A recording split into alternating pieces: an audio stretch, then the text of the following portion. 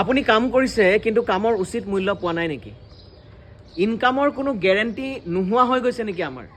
আপোনাক যেতিয়াই মন যায় তেতিয়াই মালিক পক্ষই খেদি দিব পাৰে নেকি? এআই নতুন নিয়ম হ'বলৈ গৈ আছে।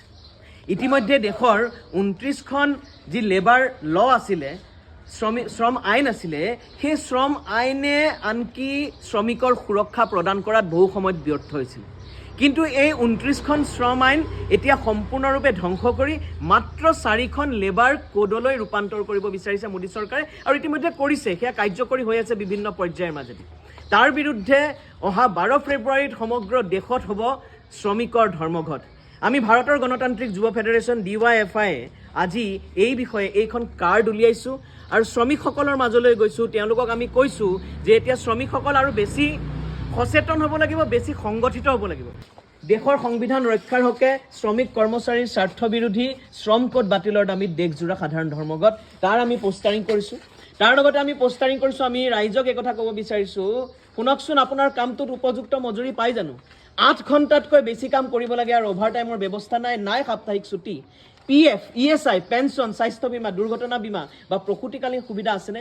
বহু শ্ৰমিকে এই সম্পৰ্কে একেবাৰে সচেতন নহয়। সেই সম্পৰ্কে সচেতন হোৱাৰ দৰকাৰ আছে। জীৱনৰ সৈতে খেলি 10 মিনিটত ডেলিভাৰী দিবলৈ বাধ্য, তাকো কেইটামান টকাৰ বাবদ। এতিয়া কাগজে পত্ৰই কৈছে যে ডেলিভাৰী 10 মিনিটত নিদিলেও হ'ব, কিন্তু বাস্তৱত কিন্তু এই প্ৰথা এতিয়াও চলি আছে। আৰু হঠাৎ আটাইতকৈ ডাঙৰ কথা যে হঠাৎ কামৰ পৰা খেদি দিব পাৰে বা এপটোত আপোনাক ব্লক কৰিব পাৰে। আৰু আপুনি কষ্ট কৰিছে কিন্তু কমিশ্যনৰ কাৰণে এই বহুজাতিক নিগমৰ যিবোৰ এপ, সেই এপবিলাকে আপোনাৰ পৰা কিন্তু কমিশ্যনৰ নামত আপুনি কষ্ট উপাৰ্জিত ধন আপোনাৰ পৰা সৰকাই লৈ গৈছে। এয়া হৈছে ৰুঢ় বাস্তৱতা। আজি শ্ৰমজীৱী মানুহক মিয়া, অনামিয়া, অসমীয়া, বঙালী, বড়োকোচ, কছাৰী, হিন্দু, মুছলমানৰ নামত ভাগ কৰিব বিচাৰিছে।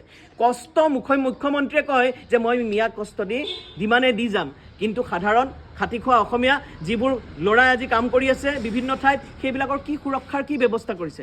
আমি দেখা পাইছোঁ কেনেকৈ 4জন যুৱক আজি এটা কোঠাত তেওঁলোক তাতে থাকিব লগা হৈছে, তাতে মৃত্যুবৰণ কৰিছে। এখন মাইগ্ৰেণ্ট ৱৰ্কাৰ্ছৰ এক্ট আছে, সেই এক্টখন বাস্তৱত কি হৈছে? দেশৰ 80% ভাৰতীয়ই যিসকলে এই গোটেই ভাৰতবৰ্ষখন নিৰ্মাণ কৰিছে, তেওঁলোকৰ কথা শুনোতা কোনো নাই। সেইকাৰণে শ্ৰমিকসকলে ঠিক কৰিছে যে আমাৰ কথা শুনিব লাগিব আৰু 12 তাৰিখে সাধাৰণ ধৰ্মঘটৰ মাজেদি দেশখন স্তব্ধ কৰি তোলাৰ কাৰণে প্ৰতিজ্ঞাবদ্ধ হৈছে।